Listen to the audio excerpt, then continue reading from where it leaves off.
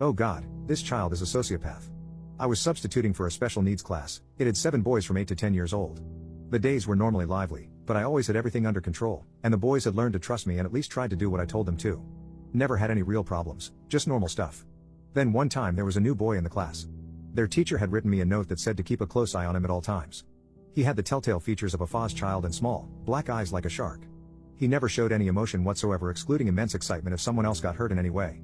Few days passed without any incidents, and then, out of the blue, he stands up in the middle of class, yanks the much smaller guy sitting in front of him down with his chair from behind and starts to pummel him in the face with his fists.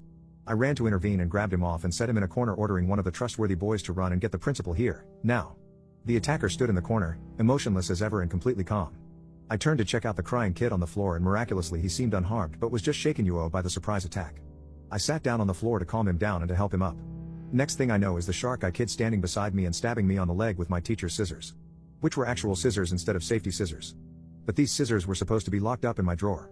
It was then when I realized why the attacked kid wasn't badly hurt. Shark eye was big for his age, but he had no physical strength at all. I didn't even get a bruise from his stab. My trusty Lee's jeans stopped the blade, which I instantly took from him. I threw the scissors on top of a high shelf and ordered everyone else out of the classroom to wait for the principal's arrival while I watched over Shark eye. Boys ran out. Shark eye looked at me curiously for a few seconds and sat down at his desk and continued his math assignments like nothing had happened. I asked him quite sternly what had made him attack a fellow student. Shark eye lifted his empty gaze and said, "I heard him laughing at the school cafeteria." I thought he could have been laughing at me. "Larindel, can we play football today in PE class?" The boy had no empathy nor remorse. The episode meant absolutely nothing to him. When the principal arrived, we went through the situation and the class affirmed my description or events as they had happened. Shark eye's mom picked him up early and he stayed at home for a few days. The principal told me that this was not the first such incident and that the boy was on cue for a hospital school class.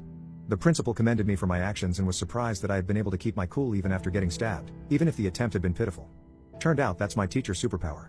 I never lose it. Even when I've been spit at, got chairs thrown at me, someone trying to gouge my eyes out while holding them. Luckily, the years in the same school have accumulated my reputation, and nowadays it's very rare that someone even dares to try to mess with me. This incident was nearly 20 years ago, but I'll never forget it.